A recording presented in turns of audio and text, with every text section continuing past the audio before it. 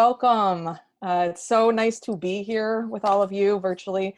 My name is Jess Jones. I am with the Kaufherr Center, which is the nonprofit resource center here in Chicago, Illinois, serving SAG-AFTRA and equity members and union performers.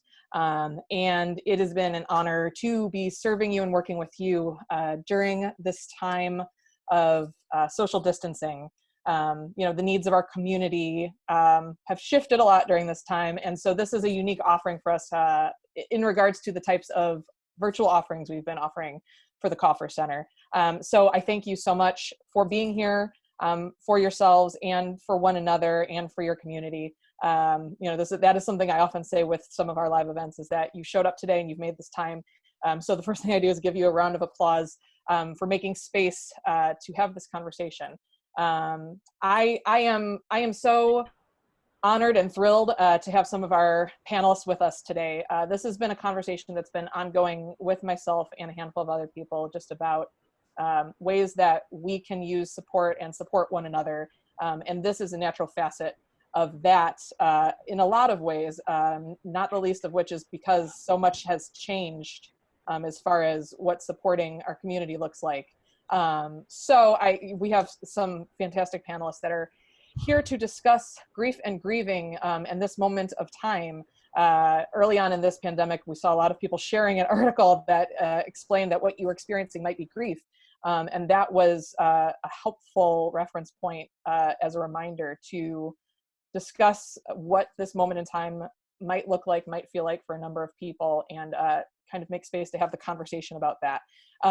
Without further ado, I'm going to start by introducing our panelists and get the conversation started. First, we have Heather Bates-Denton and Isaac Samuelson for the Chicago Institute for Change. Isaac and Heather work there together. It is a group practice in Chicago that provides therapy for individuals, couples, and families. Isaac has been both professional and personal in his experience with this community, and Heather is especially committed to helping people navigate the struggles associated with the pandemic and the traumas connected with the current state of our country. Isaac, Heather, thank you for joining us. Thank you. We also have with us Julie Brannen.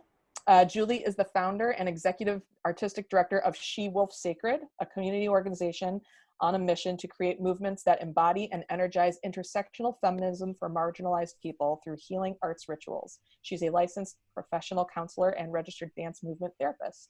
Julie, thank you for joining us. Thank you. And we have Kandice Moss. Kandice is a clinical therapist that is working with multi-disabled children, geriatric and Alzheimer's disease and Parkinson's disease patients. Kandice currently works with a community health agency as the infant and early childhood mental health clinician, and she is the owner of Moss Therapy and Wellness. Kandice, thank you for joining us. Hi, thank you for having me. So today, some of our goals, just to unpack what is grief and grieving. We want to work on gaining the understanding of the stages of grief. We want to make some space today to explore and identify the feelings we are experiencing, and move towards acceptance amidst the uncertainty and unrest of this moment.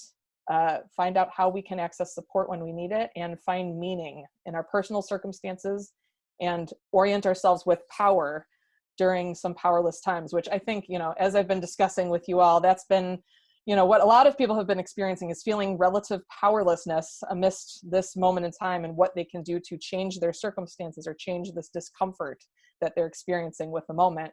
So before we get to that, let's start with why grief? Heather, I actually might toss to you first, because part of this began with Heather and I connecting, and she started by talking about grief and this moment in the pandemic, and I think it's a logical jumping off point. But the question is, why grief? What is grief, and what does it look like? Oh, Heather, I think you're still on mute. Yeah, so back in April, I was asked to speak at a company retreat, and there was a number of topics that were relevant, but what seemed to apply to everybody, regardless of their profession, their really anything, was just grief, because we're all experiencing this collective grief right now, and it comes up in all different ways for people and presents differently and feels different. And so I decided to tap into that theme for the presentation, and then from that just sort of evolved into what we're talking about today. So let's unpack what is grief, and what stereotypically is thought of as grief, and what do we see as the causes of grief, stereotypically speaking. When we address grief, what does that mean?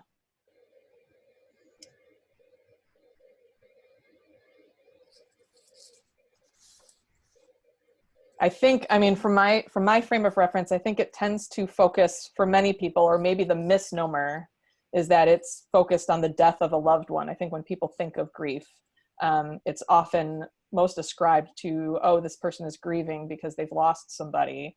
And my belief, as far as the article that was shared or a lot in my feed in the beginning, was like, what you're experiencing is grief, because of the products of grief are oriented towards loss, and loss does not come in one package. I don't know if anybody has a more eloquent way to speak to what grief is, or what it looks like in the non-stereotypical schools of thought. Yeah, so I think the term grief is being used a lot more broadly now. And grief in this context with COVID is really just all of our losses. And I think the biggest piece of it for all of us is just the loss of normalcy, the loss of life that we knew before all of this. And so with that comes a lot of emotion, and also parts of us are emerging that we maybe haven't seen for a while or didn't even know existed inside of us. And so it's a combination of a loss of normalcy, but then a loss of who we thought we were. Like our own identity is really shifting during this time.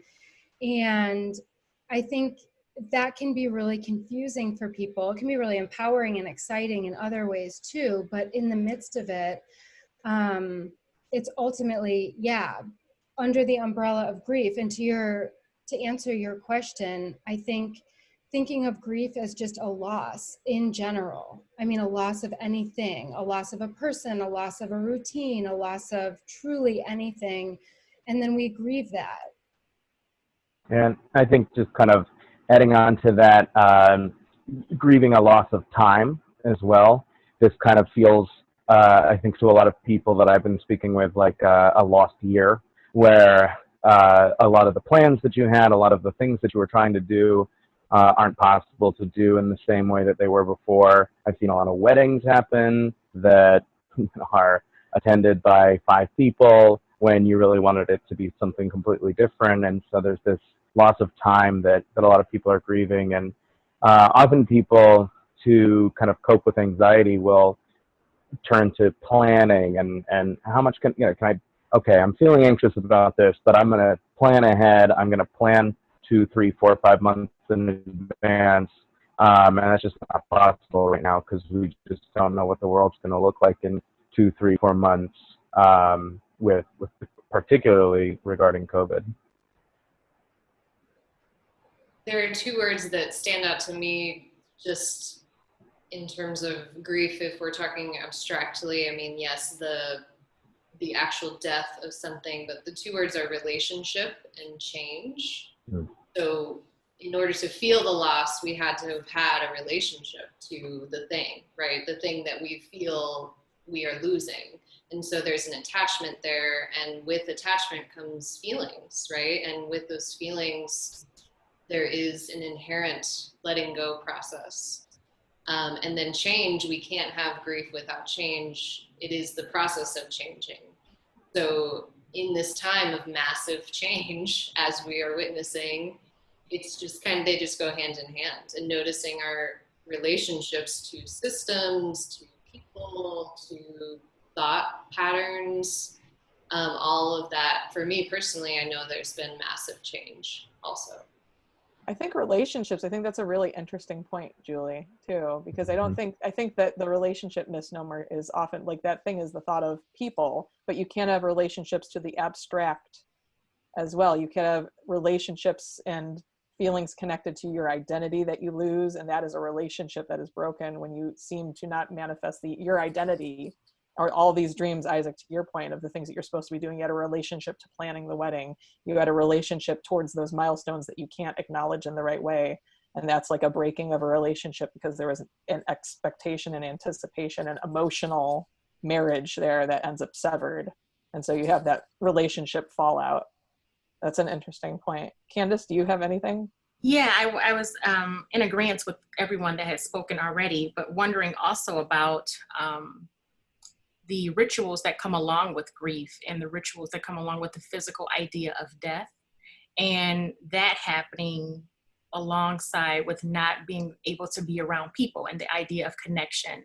So generally, if there is a death, depending on your culture and that your beliefs, however you recognize or celebrate the person that may have died, but also we don't have a physical way of mourning, if you would say, the loss of something. And totally in agreement with that Julie was stating, you know, it could be a relationship with something, not necessarily with someone.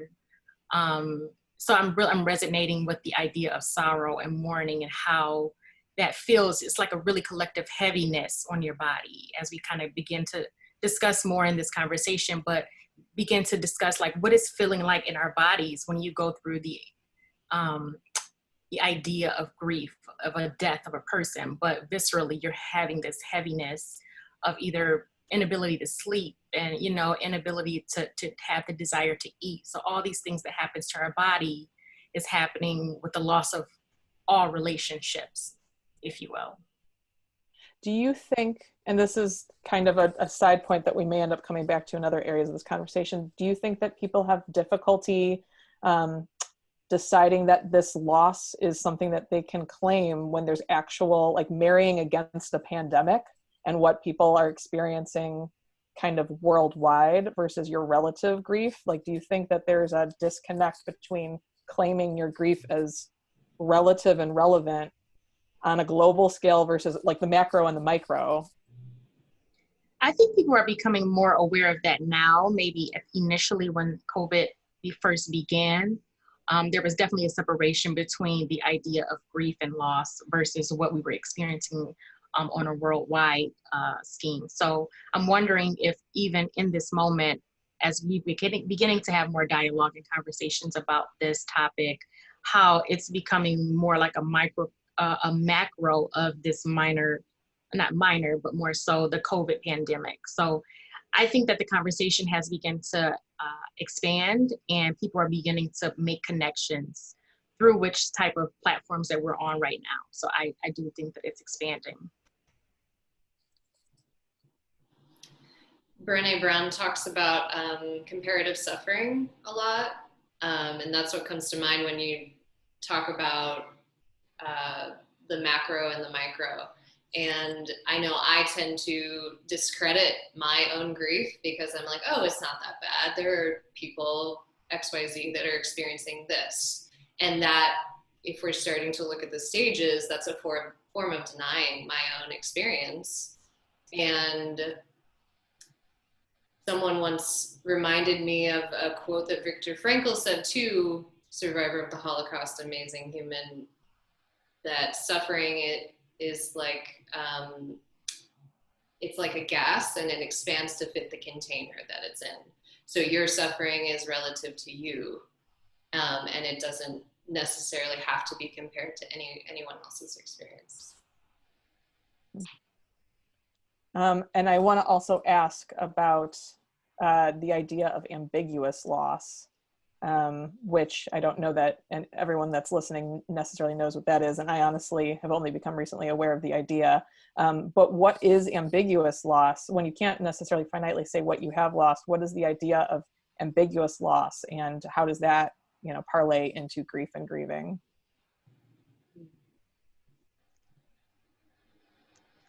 I think my understanding, and correct me if I'm wrong, is that there's some of the non-specifics of the lack of closure, you know, in areas, the unknown of the future, and so it's the non-specific loss that it's maybe a form of anticipatory grief too, but grieving the ambiguous loss of outcomes, and disassociated to anything, being stuck or unmoored or feeling in limbo. But I don't know if anyone can speak to that more eloquently again than I can about what is ambiguous loss if you haven't necessarily lost a specific thing. Yeah, there's kind of a comfort almost in being able to point to something and say, this is what's making me sad, or this is what's making me feel these feelings. And if the thing that we're losing is, like Heather, you were talking about earlier, a sense of normalcy, then what we're grieving is everything. It's everything that's happening around us. It's the loss of routine. It's whatever. It's and becomes impossible to sort of point to one thing, which even just like trying to figure out what you're grieving becomes then overwhelming. Yeah, I think the anticipatory grief and the ambiguous grief, the ambiguous loss, they're very similar in concept, in just this loss of certainty, right? Or the ability to plan, like Isaac was talking about, or just having things be predictable. I mean, I think that we in general are used to having our lives be fairly predictable, with the understanding that things come up and we have to kind of adapt to it and be flexible.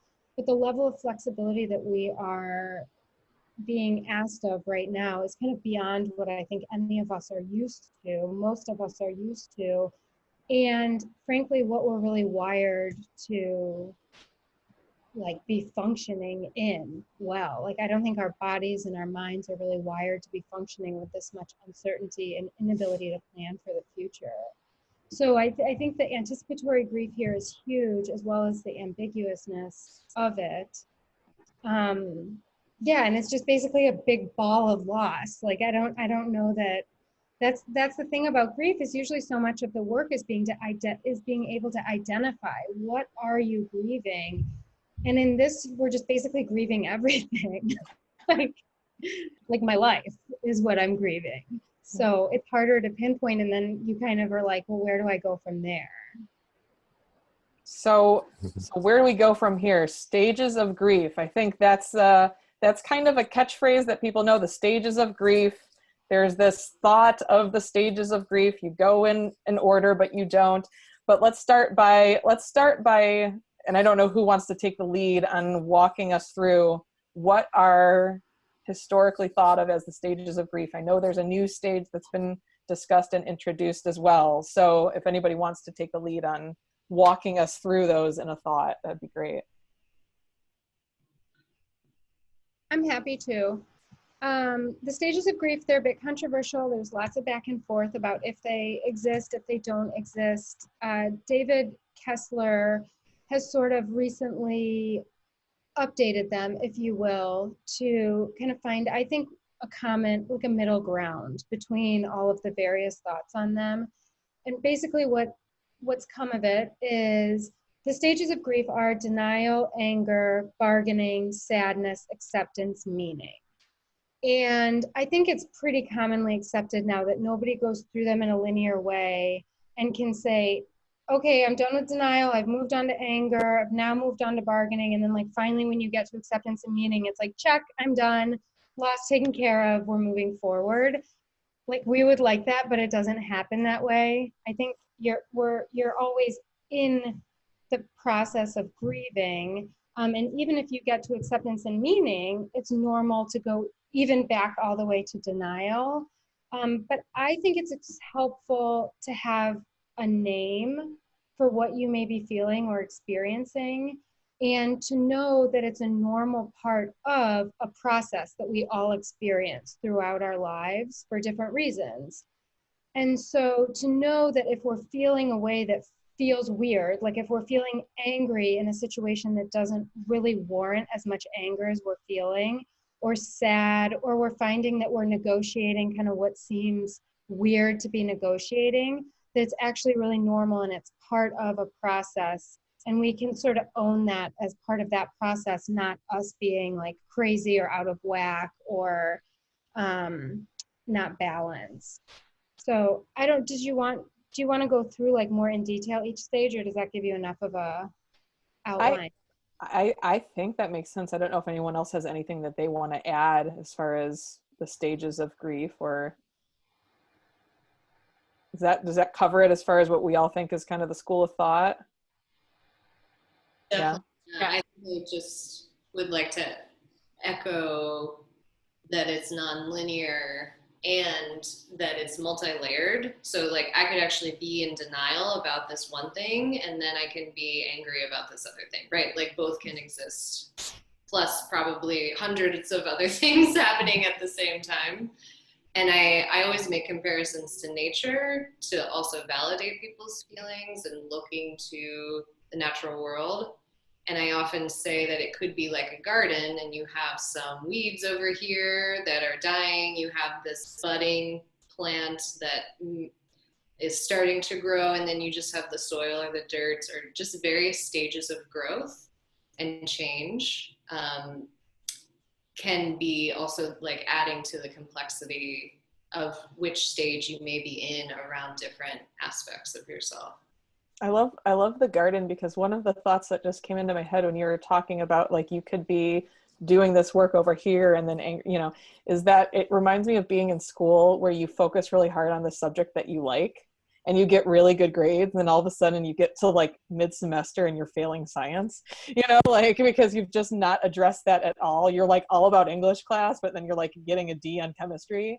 And, I find myself doing that thing where it's like, I am organizing my space and I'm making peace with like the lack of like control, but then I'm all like avoiding certain thoughts that just feel without my ability to, like, that denial and bargaining. Like if I organize my records, then I don't have to actually deal with this other part of my life that is totally out of control. That's right. Cause then I pass and like, I'm getting a D, even though it's not really like grading, but like, no, I think your garden is perfect, because that makes me think of like you tend a part of a garden, but you could turn around and there are weeds because you're not addressing. And it's that whole scope of knowing that they all have different stages. But if you're like doing a landscape view instead of, the macro and the micro kind of thing, you can experience different stages of growth and turmoil in different areas depending on kind of what you're dealing with.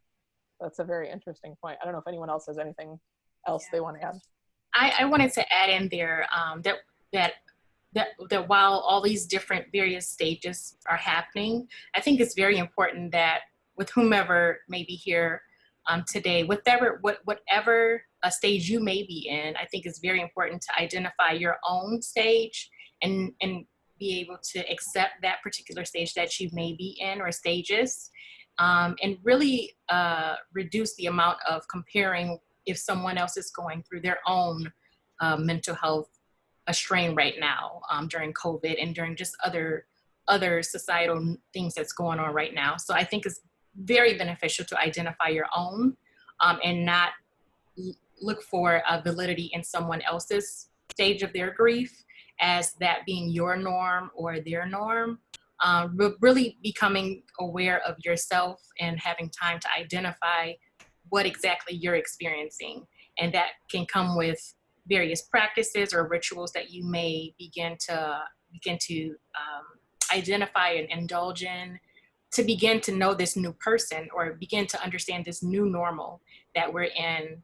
So just definitely identifying and being very reflective and intentional about not comparing your stage of grief with someone else's, because that in and of itself will become overwhelming.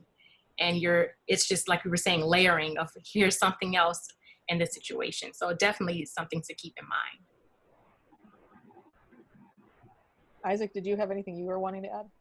Yeah, but I hope I'm not taking this metaphor of the garden even like too far, but then there's also, when you think about a garden, like there's root systems, and then there's the sort of the plants that you see growing out of the ground. So there's the way grief is going to present to everyone else, and then there's going to be stuff going on underneath the surface, and the things that are happening underneath the surface kind of impact these stages differently than what comes out on top. So again with the layering, anger presents itself completely differently in every single person. Sometimes anger is really internally focused, and you get really mad at yourself, and sometimes anger is really externally focused and you get mad at everyone else. And so, you almost think of it as like these stages break apart in so many layers that they almost don't become stages anymore, but there is that sort of comfort in identifying something and labeling something. And so I think that that's something that you can kind of take away from the stages of grief, is that it's our way of sort of saying, these are probably some things you're experiencing. It's going to show up a lot of different ways. And these are some ways that you can address that, because there's comfort in being able to solve things like that and address sort of individual symptoms like that. Did that make sense? It does. It Yeah. does.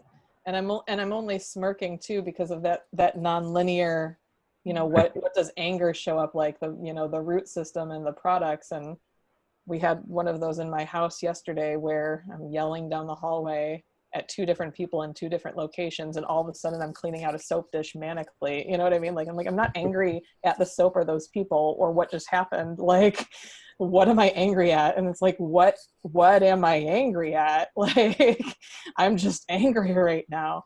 And I think that actually, that root system and those fruits or products of the root system is an interesting point to pivot into, asking like, it's such a big question. What does grief look like in real life? What are those fruits? What are those products? Like, what is it? How does it manifest? And I guess with clients that you've talked to, or, individuals, when we're talking through what people are experiencing, at what point do you go, you might not be angry at the soap dish or the child that's yelling about the bathroom. Like, you might be angry because you're grieving. Like, so what does that look like? Just what you mentioned, what you just stated, really resonated with me, and just thinking of the clients that I've been speaking with this topic about, and just really being honest and open with yourself, with asking yourself that question. It's a scary question to ask, to say, well, what am I afraid of? And what am I so angry at to think that something is wrong, and whatever this wrong may mean. But really being vulnerable to ask yourself, what is going on with me? And especially if you're at that stage of asking yourself, there's something going on and I don't really understand why, that's probably a prompt for yourself to take the step to seek support, although it can be a scary thing. And you mentioned it in the way that sometimes we ask the question, why am I so angry? And beginning to ask that question could then get to a place where you're wondering, well, I'm angry because I called my aunt and she passed away because of COVID, and I forgot that she couldn't answer the phone. And that comes up for you, and you're asking the question of, I'm angry because I went to the grocery store and I can't just go take my daughter to the grocery store with me like we used to, because we have to wear masks and I haven't gotten a mask yet for her. So those very difficult and vulnerable questions will begin to help us answer, what's really underneath the surface. So thank you for painting that for me. That kind of just prompted what a lot of the conversations has been with my clients. Yeah. You just talking, like, using a story example got me emotional for a second, because just the idea of your sadness is also your anger too.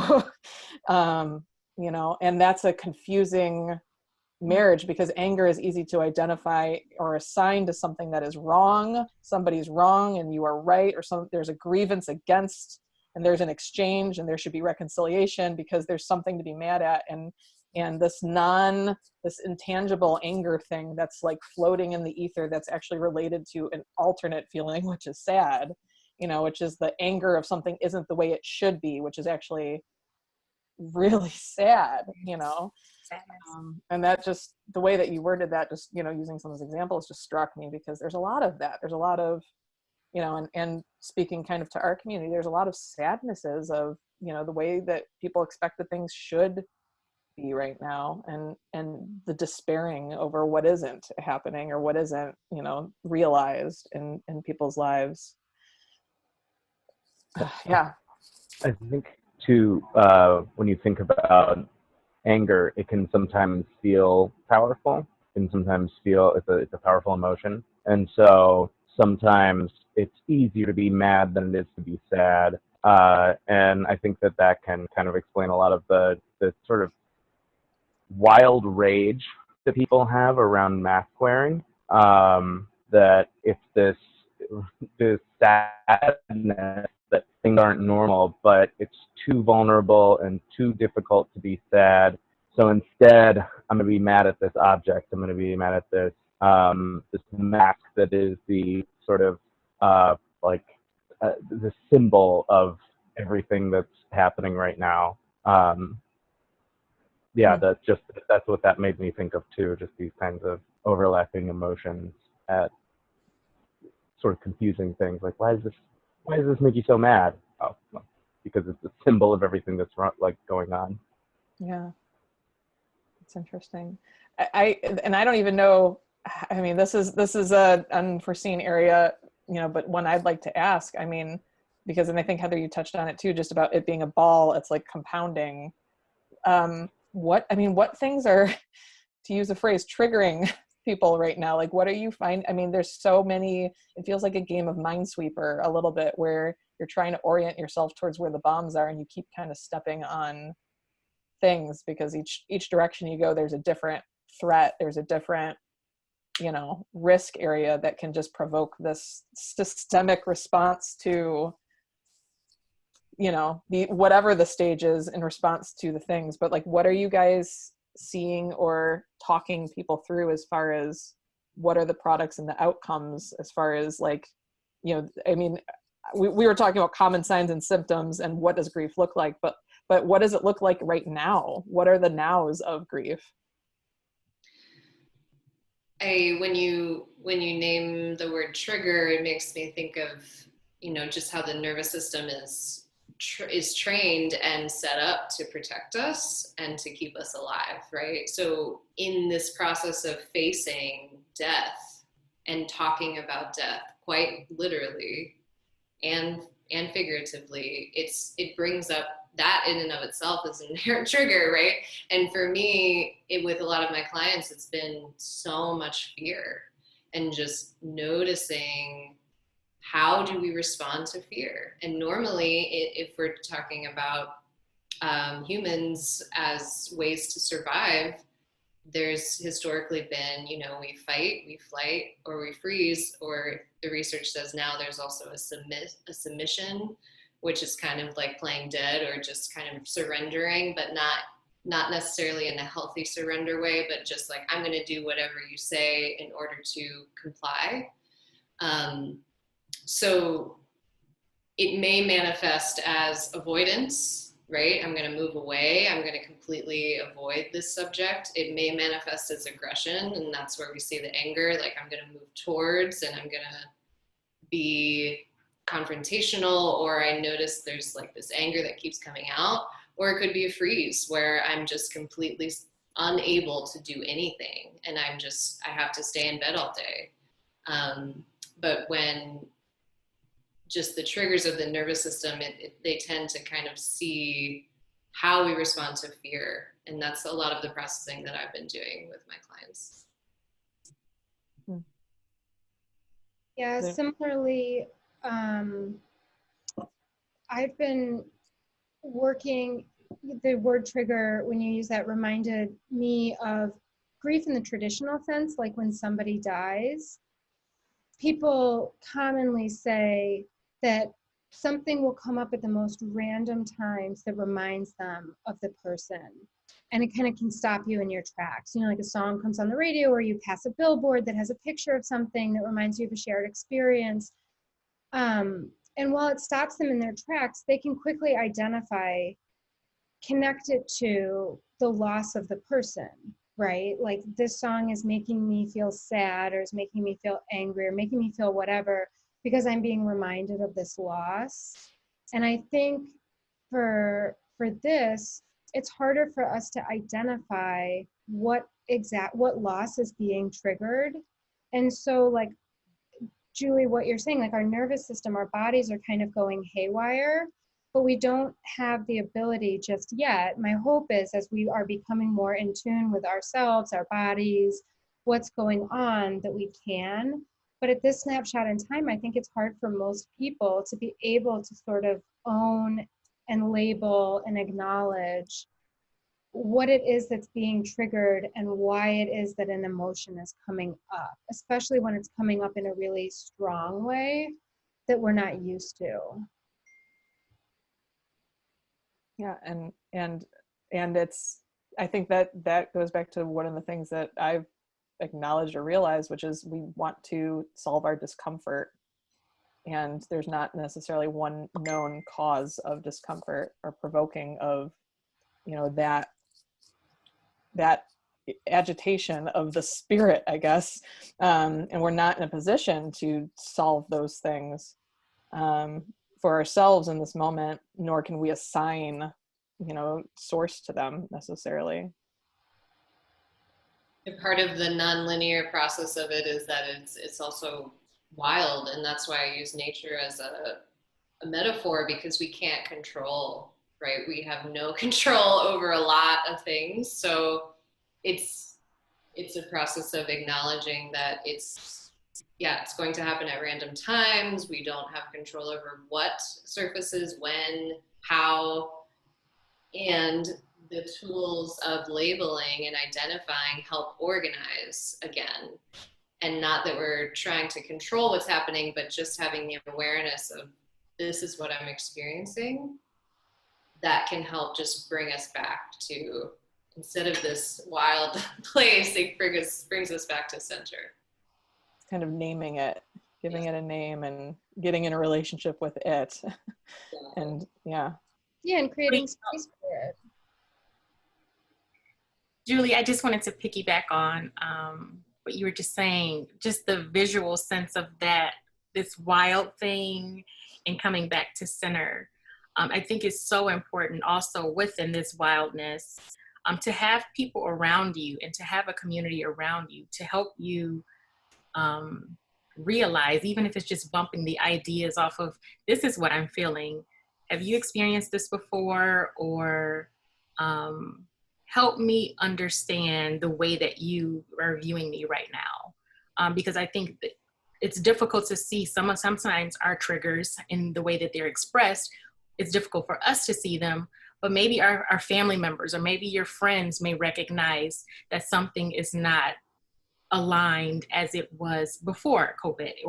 So I think having a community of people to just kind of help reel you in from this movement of way of being back to center, also just kind of helps bring you back down. And not saying that all this wildness won't happen again, but if and when it does, what can you do to identify if you're alone? Like, oh, this is coming back up for me right now.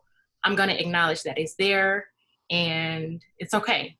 And I'm going to bed, and tomorrow it may happen again, but in a different way.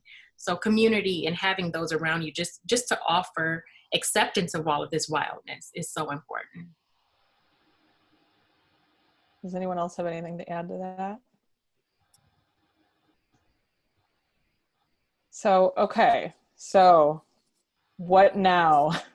How do we identify ourselves and accept where we are on the journey? We're acknowledging that there's a lot of products of grief that could be very linear and associated to tangible loss, intangible loss. They could come up in a lot of different ways. So let's imagine we've done this hard work and said, okay, it's grief. That thing I did is related to grief. What do we do when we can say we are acknowledging this as grief? Where do you begin, and where would you all advise someone that you're working with, when we both concede that we're really on a grief journey here, and what we're responding to as grief, and the products, of my emotion are related to like the root system, like Isaac's talking about. We're looking at the products and the fruits of this, but the roots are grief. So now what do we do with that thought or that orientation? One simple thing is breathe. Breathing is wildly helpful. Like intentional breathing, like taking, or just like set a 10-minute timer and focus on your breath and inhale for 6 seconds and exhale for 6 seconds. I mean, like, just in terms of like real basic, simple, like regulating stuff, like that's one that we all have access to. Does anyone have anything to add? Yeah, what was coming up for me in thinking about clients is introducing the idea of just being with either yourself or being with someone in your household, instead of focusing so much on doing for, because in these times of uncertainty, I think it's very imperative to have the relationship with self and other, but in a present and in a very intentional way, because everything else is so unknown. So when you have moments that you can control, identify things that you can control and focus on that, and really being with whatever it is that you can control. If it is, I have to sit in the house today because they've implemented another shelter in place. And because of how I have to sit in the house today, what can I control doing in the house today? And that is, I'm going to be intentional in whatever that thing is in the house. So really being with, instead of focusing on doing for, that our society has somewhat, we're used to just doing, and because we can't do so much, the idea of being with has been something that I've been helping a lot of clients with. Heather, I think you were talking about making space too, like making space for that. And, and one of the questions, something along the lines of, when is your grief healthy versus unhealthy? And I think that's kind of a conundrum, because I think sometimes these anger types of things and things that don't look pretty as products of grief, we want to work through and work past. So what does it look like, I guess, to make space and experience grief in a healthy way? Yeah, I think in time, as we move forward a bit, we can start to see this time, or parts of this time, not all of it, as an opportunity. And if we're able to shift our mindset to viewing, like using Kandice's example of we have to be shelter in place again, that is an opportunity to spend more time with the people that we're with. Or if we live by ourselves, that is an opportunity to get to know ourselves better. And really, for all of us, myself included, I mean, this time has really been a process of getting to know ourselves all over again. And that in and of itself is an opportunity. But, or I should say, and to make it, as effective as possible, some of that is putting in the work to really, I mean, in terms of the like what to do or like how to's, is consciously observing, really being aware of, okay, that used to work for me in terms of self-care, but it's doing nothing for me now. So I need to kind of change up my toolbox. What works for one person doesn't necessarily work for another.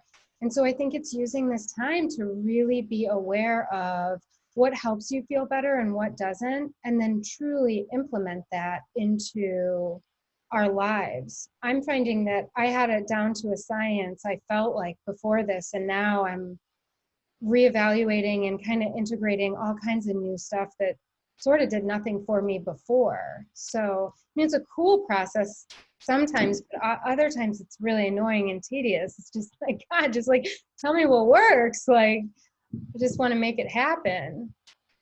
But yeah, part of creating space is being able to observe and kind of honor the time.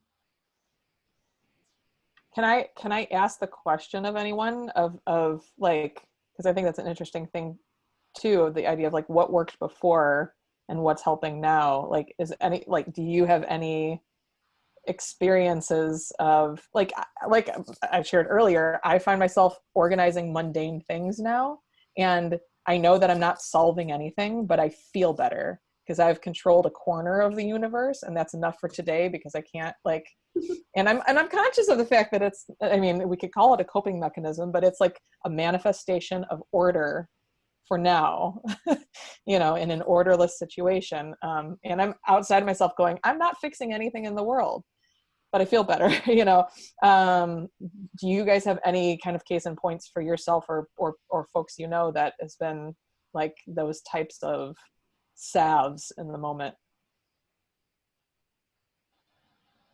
I think to Candice's point, the idea of like that productivity, I think, used to be a lot of people's coping skill, coping mechanism, whatever. And I think we're having to redefine so much right now that I think kind of it's a little bit of a heady exercise, and that can putting yourself in your head isn't always the best thing to do.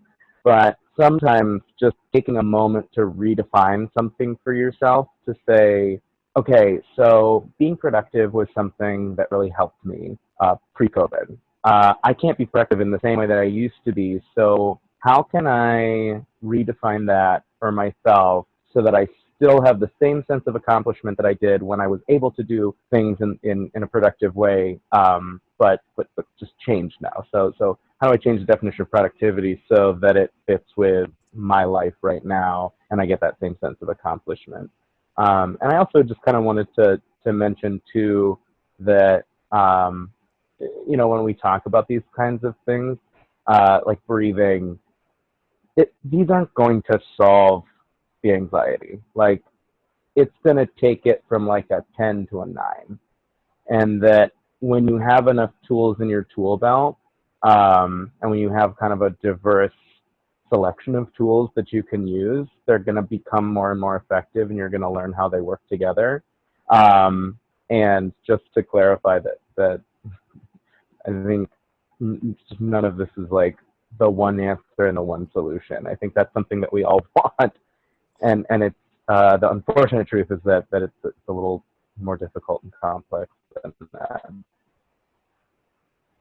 Right, and yes, what you just mentioned, Isaac, around there's no one solution, even though we want, like, this is the checklist, and I'm one of those people, 100%.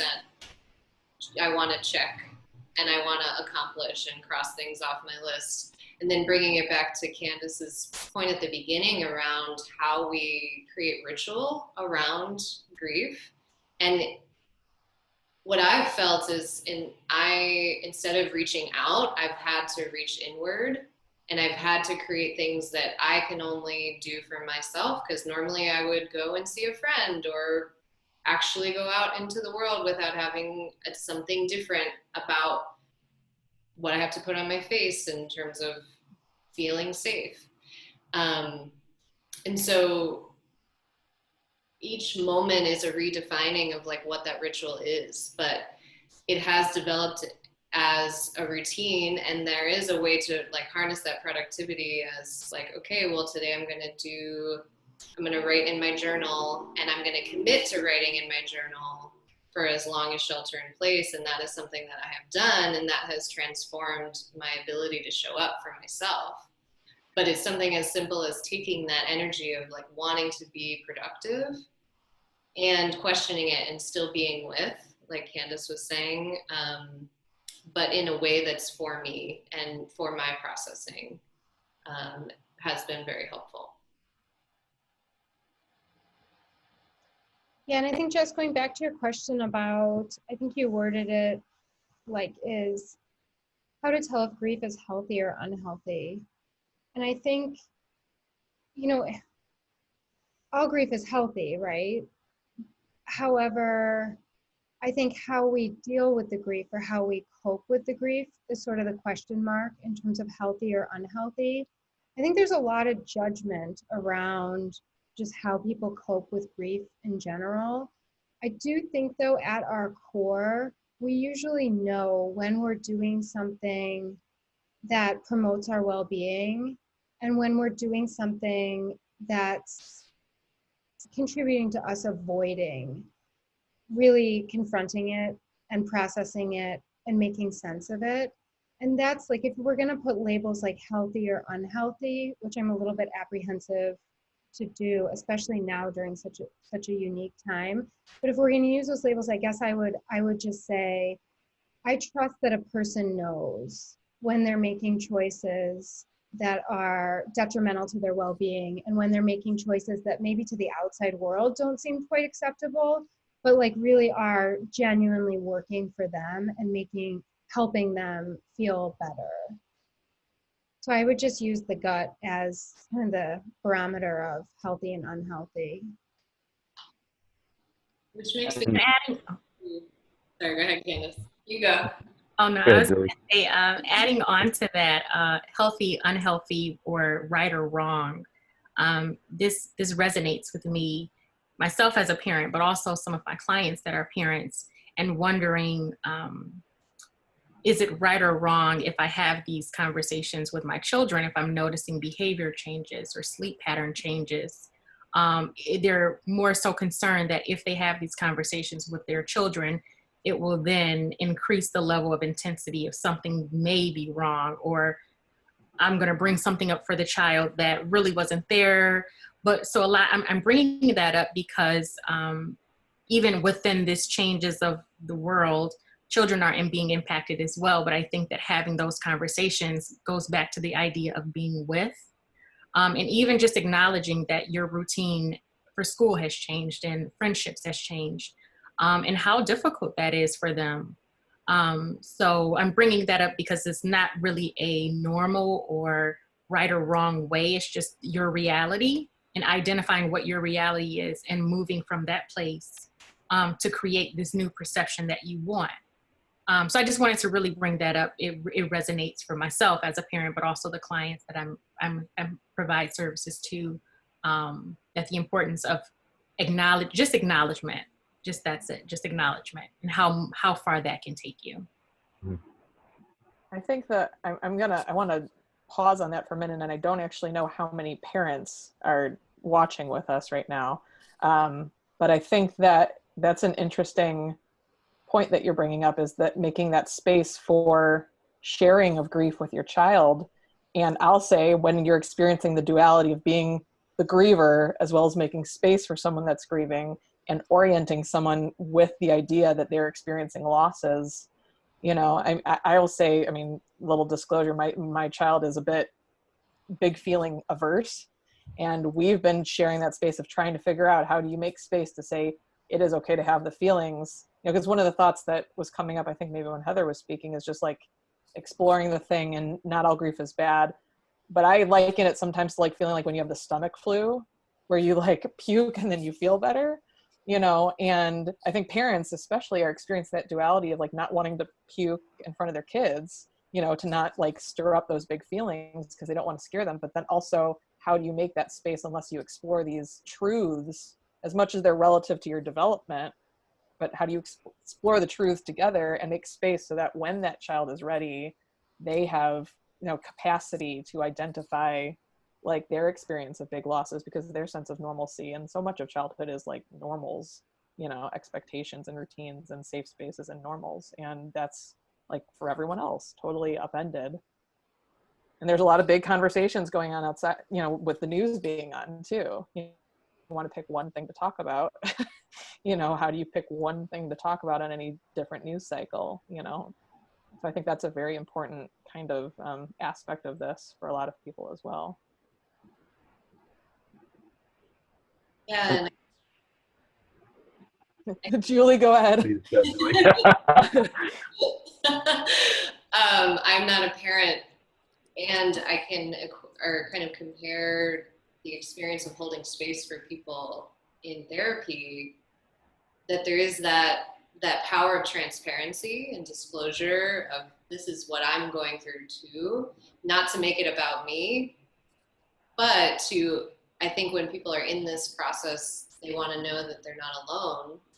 So modeling that process or sharing from your experience can only be healing, because you are saying that, yes, me too, I know what that feels like, and that's where empathy comes from, right? So yeah, I think that can be extremely powerful. I think this is an important point too, about asking from the adult experience from your point of view, when would you encourage a person to be in the space to reach out of their experience and ask for help?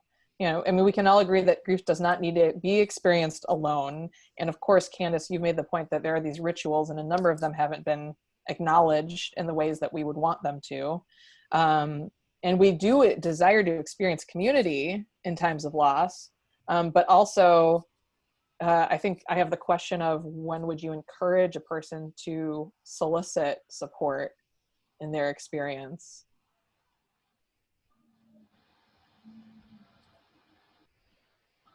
And that's a big question, I'm sure. Going back to Heather's point, I think people know where there's a sense of like, I can't do this alone anymore, or there's this edge that they feel like I can only go this far, but I need someone to help. I need someone to hold space. I need someone to meet me at this edge and help me process through this because I can't do it. Or there are those loving people in our lives, whether it is a parent or a friend, that can witness you and say, hey, you know, maybe you should think about talking to someone, or I've seen this change in you. Have you thought about receiving more support? So you're either kind of, it comes from your own acknowledgement and knowing, or there's this witness, this person that's like, hey, this might be beneficial to you. Does anyone have anything to add? I was going to mention earlier was sort of talking about identification and choice. I think those were two of the sort of main ideas we were floating around as regards to grief. So identifying something can be this sort of first step. And when these sort of coping skills or coping mechanisms, I think the kind of difference is one is a choice, a coping skill is a choice, and it's something that you've worked on and worked hard and you know it helps you with your anxiety or your grief. And a coping mechanism often is reaction, and both can be good and both can be bad. They're tools. They can be used to construct and they can be used to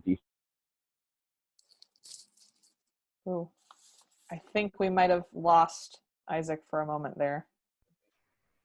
Isaac, are you with us?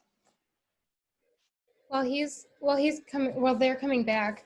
I would say also, if someone's feeling out of control, a lot of times when, oh, Isaac's back. You can. I'm back. Finish my thought. I was just saying that choice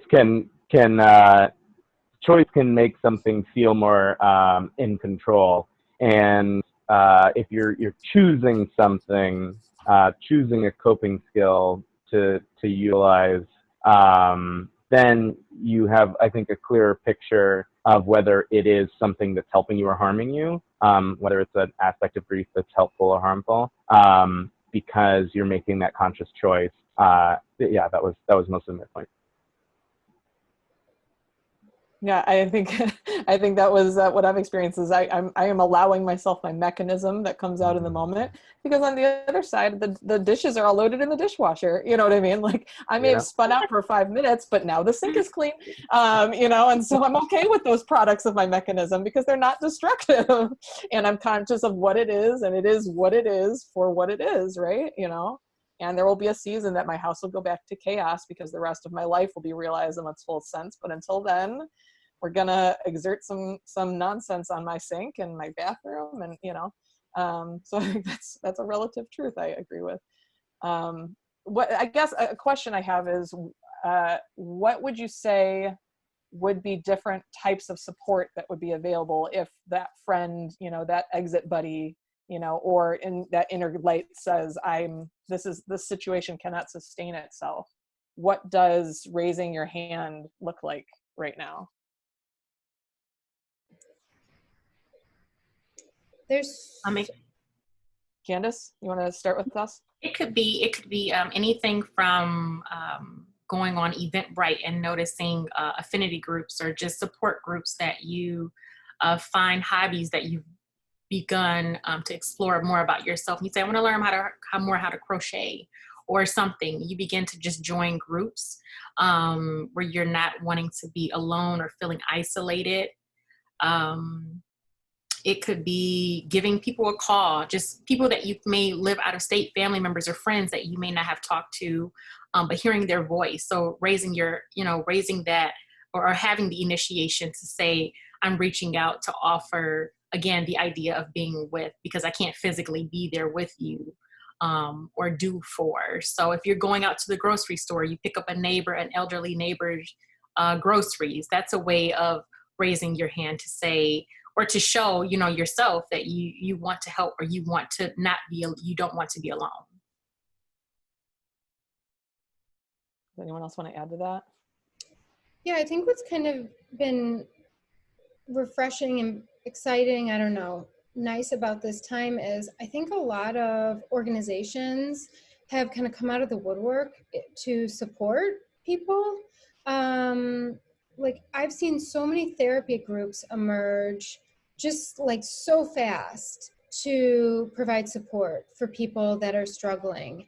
And for many, some of them are specific to a population. Some of them are, there's I think a wealth of resources and just in the therapy world beyond, individual therapy, of course, or couples therapy or family therapy, but even beyond that, like groups that never were available before. So I think if somebody is inclined to get help, there are certainly resources and options that maybe weren't even there before.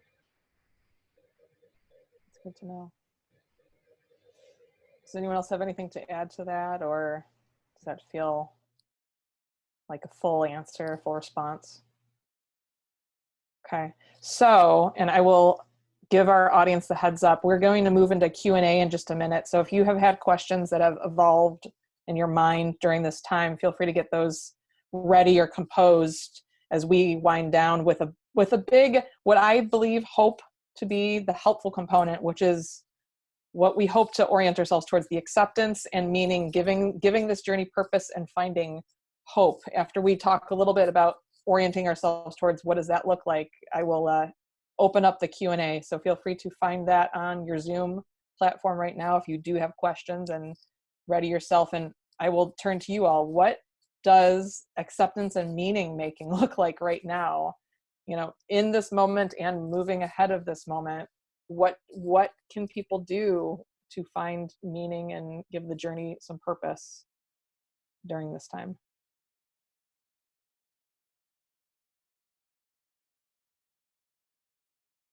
And I do think we've hit on some of these. We've talked about some of these habits and, and things that support your body and your mind and your emotions, and that, the creating those habits that support you still in the journey is a big part of that, for sure. I personally I have struggled with making meaning during this time, because I do tend to go to, okay, what does this mean? And I think it's just impossible right now. There's a part of me that's like, I don't think we're meant to, well, even in that, like trying to create meaning, right? It's sometimes within the acceptance and the surrender, that's just it. There really is, maybe we don't need to know yet. Being in the uncertainty, being with the unrest, being with each of these, that does elicit a way of acceptance. And maybe that is the meaning, to find that place within ourselves. But me personally, I haven't been able to find meaning. I have stories, and I could create these grandiose things that actually lend themselves to spiritual bypassing, which is a whole nother topic. But I notice that whenever I try to go there, I can't right now. And I have to just be with, I have to continue to. And so the acceptance and meaning making, I think, go hand in hand. And I think just the process of asking, like we've talked about, what can I learn from this? That switches in my brain. We've had some conversations in our house, Julie, about just, the acceptance and meaning making, and how, while everything's still happening, can we find things, And one of the things I've landed on, and I'll turn to you all to ask if there's any goodness or truth on a practitioner level, but one of the things we've come to is we're trading right now, where we're saying we have to forego a number of things that give us comfort for all this uninterrupted family time, which is a blessing in as much as blessings are relative, or we're looking outward at this world and we can see how many things are deficient in our country, which is a form of grief, but we can see actions we can take with our legislators, or there've been a number of people protesting. You find out what you're passionate about, you find out where your beliefs lie, and you can identify products of that and align with support of the products of your belief system, even though the cause of them can still make you submit to grief, because you could feel grief over that while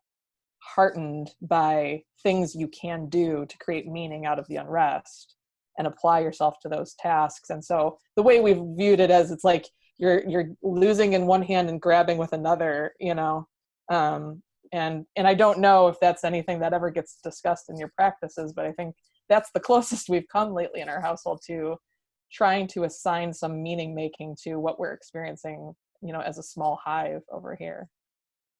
Yeah. I think just for me has been in the idea of grabbing and releasing that you just said, even within that, create a routine with it. Although I totally agree with Julie that at this point has been difficult to make meaning of the situation because we're still in it. It has purpose in that. There's intentionality behind not having meaning right now in it, and really just being present for whatever, taking it day by day. So if it is every day, creating a daily ritual or routine for something that you really enjoyed and something that you did not like within our household, and even for clients, I've encouraged them to, at the end of every day, create your pit and create your party. And whatever that may be, it may be different every day, but acknowledge that it existed and start again the next day. But it is a lot to grasp as far as the full meaning of where we are right now for myself and for clients. I like the pit and the party. And I think that's kind of creating a ritual midstream right there. If you haven't abided by, and also, allowing the space for the pit to be part of that ritual, Yes. where you don't have, it's not avoidance. Mm-hmm. So being like, hey, this is what belongs in the pit. Remember when that happened today? Mm-hmm. And I think that also makes room for reconciliation if part of the pit is between people in the household, yeah. Which I have to say, hey, remember that thing in the pit? Sorry about that. Yeah. But also remember ice cream, that was a party. But I think that's a great ritual that you can orient yourself to in the midst of the chaos. Does anyone else have anything to add? Yeah, I think also in terms of, so with meaning, if we assign meaning too soon, I think it can be a bit superficial, and not meaning in that like deep, truly meaningful in the way that it forever changes us kind of a way. That said, I know I can speak for myself that while I haven't found that deep kind of inside at my core meaning, I do feel like this process has been really profound. I think for all of us, certainly for me. And I do trust that really significant meaning is going to come from it in my life. And that's soothing in and of itself, just trusting like I'm in the middle of it right now, and it's really hard, and it's insanely anxiety provoking. And I also have a lot of faith and a lot of trust that for me as a person, something is going to emerge from it that wouldn't have before. Does that mean I'd want to go through it all over again to get to whatever that thing's going to be? Of course not, right? Like, I never wish this upon anyone, and I never want to go through it again. And I also trust that some really significant meaning is going to come from it. And I wrote down a quote, there was in, I think it was Psychology Today or one of those magazines just last month, it was on grief. So it's kind of timely for this. And in it, they said, grief forces us to reflect on what's meaningful so we can emerge with a perspective on life that more closely fits the new realities created by the loss. And I think that speaks to the trust of like, if I'm using this time wisely per se, while also functioning just like at my absolute best, then like I will emerge with a perspective that's new and as a result of all these losses. Yeah. Does anyone else have anything else to add to that? I think that's great, and I think that is a lot of that's a lot of stuff to unpack, and this is an ongoing self-identified work process, I think. And I will tell everyone before we go into Q&A, I do have with the help of our panelists, I do have a list of resources that we will send out after the fact. There's some reading, there's some listening, and there's all of their contact information as well. So if you want to further this conversation for yourself with any of these individuals, you will have access to that information. Going over to questions, there were some things submitted in advance. I think we've hit on a number of them.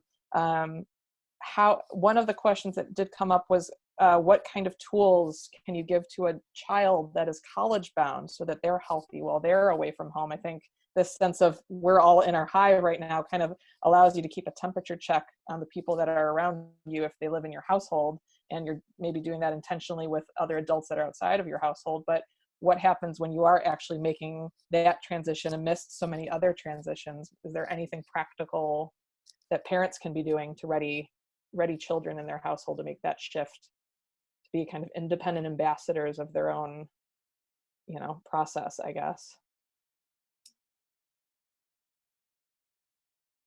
I'll say I'm glad that we have these tools to check in with each other. I mean, I think we're in a new season of connectedness, even though we're all distant, which is a help. But Kandice, go ahead. Yeah, I was just going to say, I would just go back to going back. I'm sorry, I would go back to going back of controlling what you can control in that situation. If it is an adult, a child who is transitioning back to college or wherever they're going, controlling and honoring the things that you've instilled within them, and having the connection and relationship already established that they can honor the tools and all the things that you've given them. So having just honoring the idea that only control what you can control, and also modeling for them, and more than anything, empowering them to know what's safe, and trusting that empowering them to know that you trust what their decisions are going to be.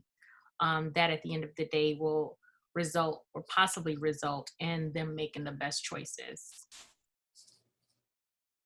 Does anyone have anything to add to that?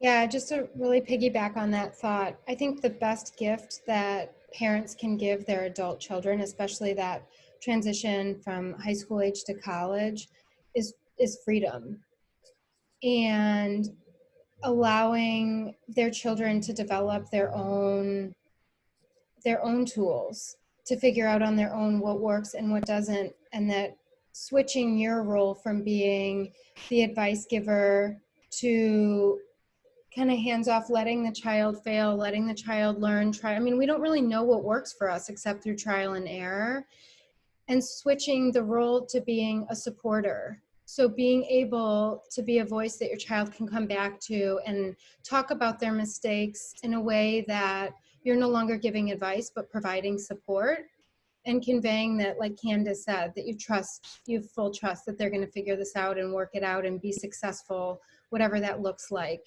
to them. So I guess the tool would be freedom. Does anyone else have anything to add? Yeah, freedom.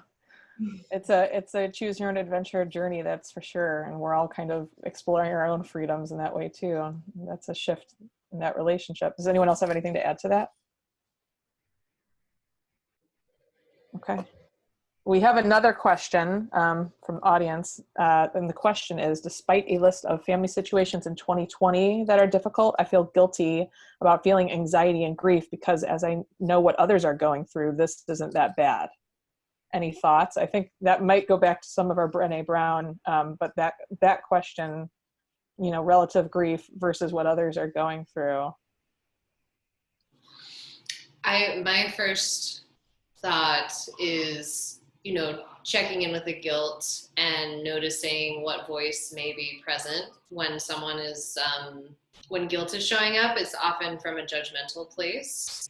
And that guilt is normally trying to control the situation that, again, is uncontrollable. So kind of letting go of those tendencies to try to control and really tuning into the feeling underneath. Like maybe, yes, Brené Brown land, she distinguishes guilt as I did something bad or more of a mistake, and shame is I am bad.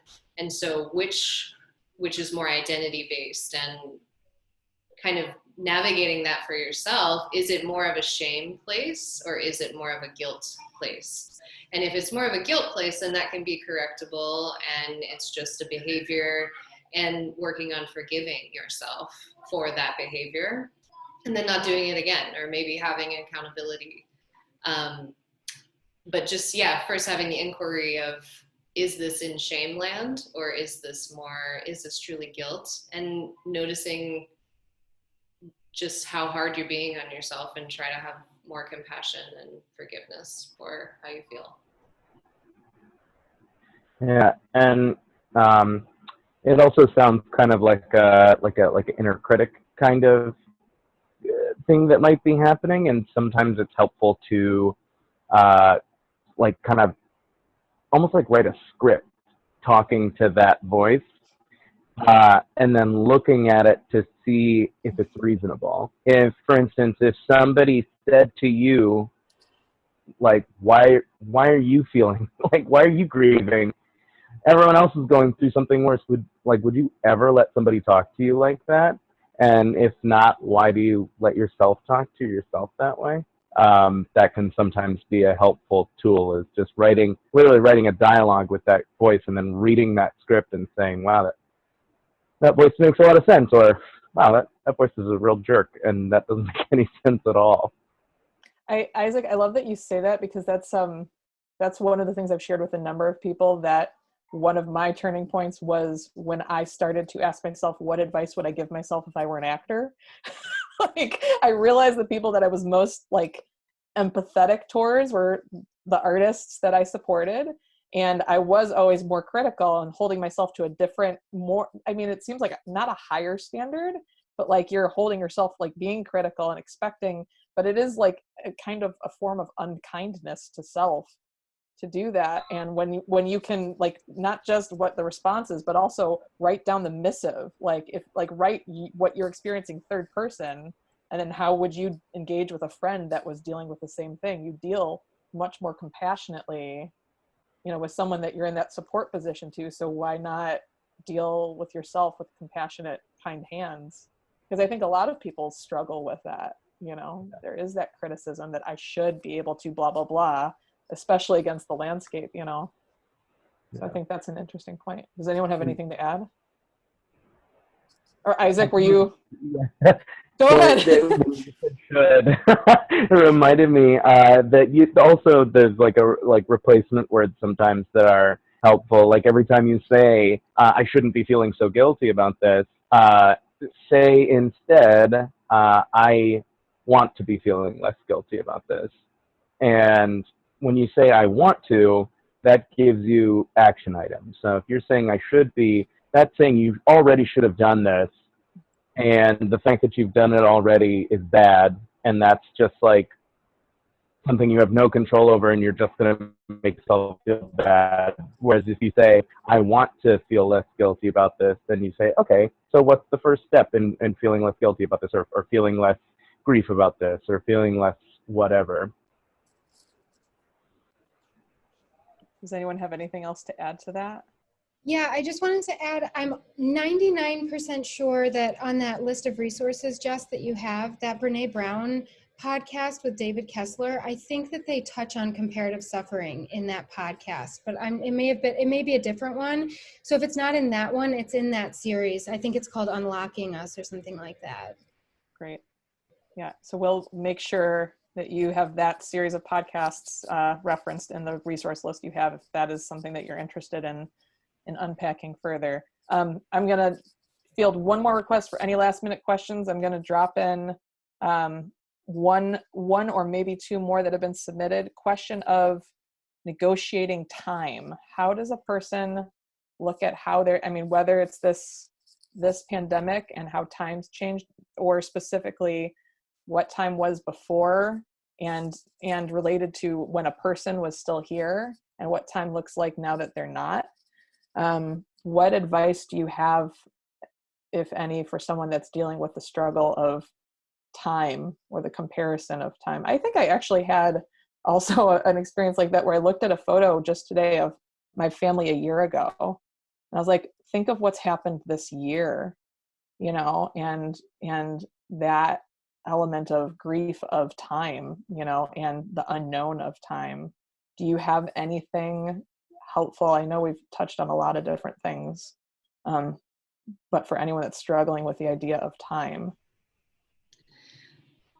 I had a couple thoughts pop in. The first is the time that we're living in, which is that we constantly have screens in front of our faces, and we're constantly reminded of time. Like, we're reminded of not only something that happened yesterday in the form of, like, I can see it, but also things like memories that can be reminded from an algorithm, right? And so it's almost like skewed in a way where it potentially brings us out of the present moment.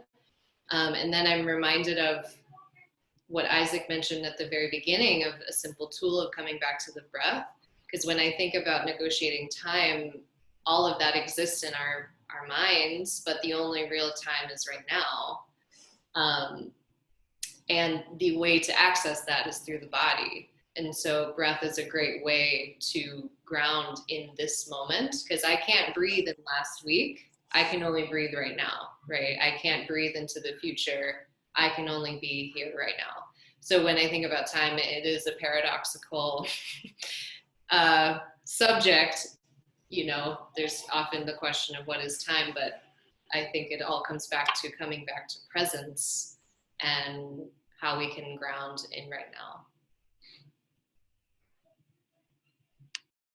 Does anyone want to add to that?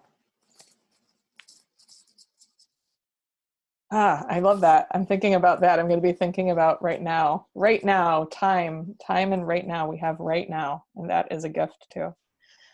And I think, and then that kind of is the last question too, just that recommendation of daily practices. I think that's a good out question. Recommendation of daily practices for general mental health and well-being, orienting yourself to time, being here right now, sinking into that breath and counting.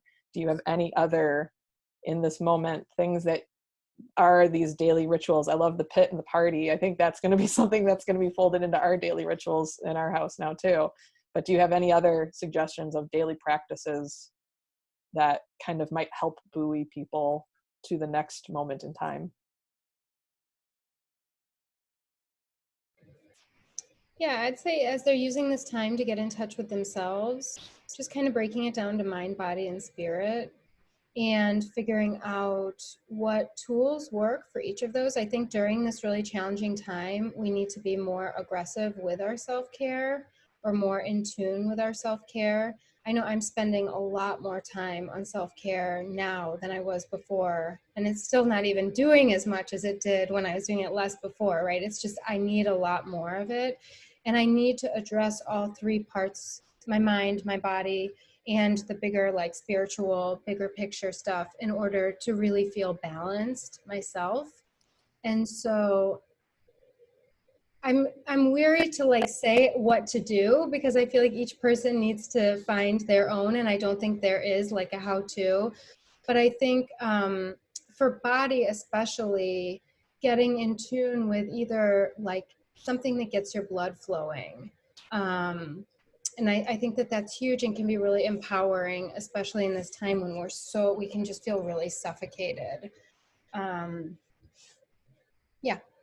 And I will say to everyone that's listening, in the resource list, when I send the message, there'll be a link if you want to subscribe to our daily virtual event emails. We've kind of pulled together different daily events that are happening outside of our hive as well. And a lot of those things do involve things like group fitness classes virtually and things like this. So when you are looking to do something alone together, those are great ways to get that, you know, body awareness, and those natural endorphins from moving can be helpful in more than one way. And it's not just the COVID 15, you know, instead of the freshman 15 that we're all experiencing right now, at least myself included in that. Does anyone else have anything to add? Just like a little like piece of science behind that is I memorized this, and so I'm just gonna rattle it off. Memorized it in my Psych 101 class. 30 minutes of aerobic exercise 4 days a week is as effective as antidepressants in about half the population. Yeah.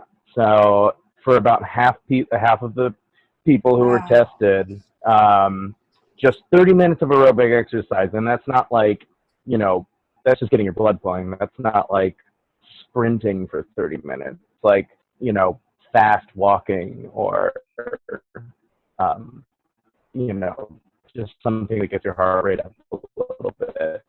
Just for 30 minutes, 4 days a week, you know, can just be really, really, really helpful. It's amazing that it has that marked of a calculated benefit.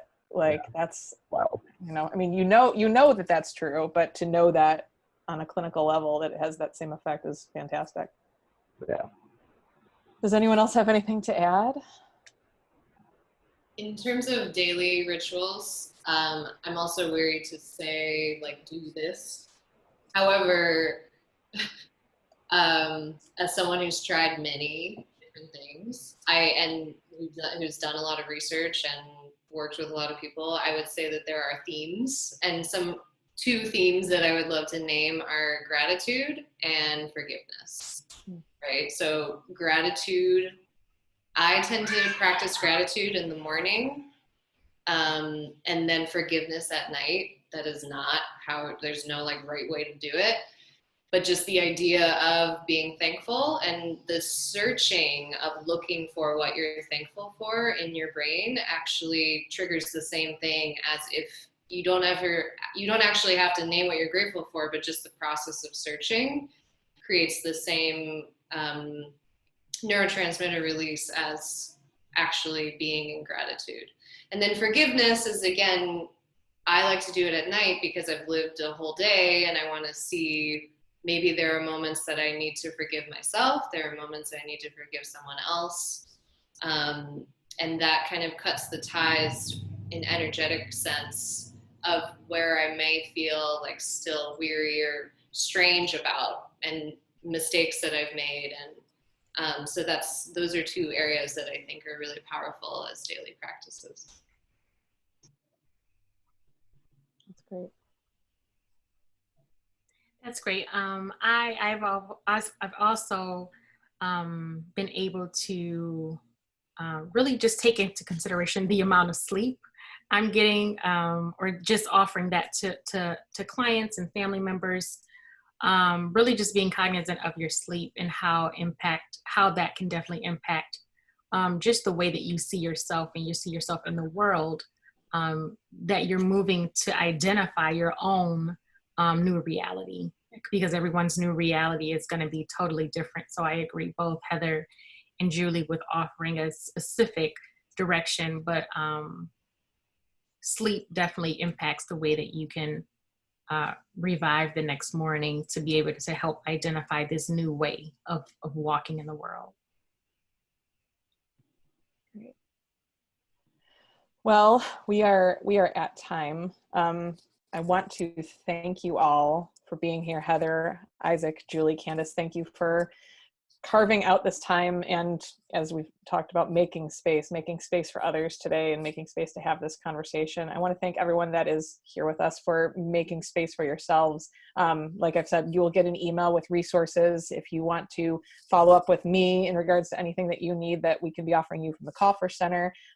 Please feel free to respond to me and let me know if you want to follow up with any of these fine panelists and things that you can discuss with them on a one-to-one basis. Feel free to do so. And I just want to thank everyone again for being here today. This is, a marathon, not a sprint. So, proceed with kindness and care and make space to know that, we're not racing, we're going methodically and taking good care of ourselves and one another. And so it has been my pleasure to be here with you all, taking care of each other and one another today. Thank you, everybody. Bye, everyone. We will see you soon. Look for your email, and we'll see you at the Kaufherr Center.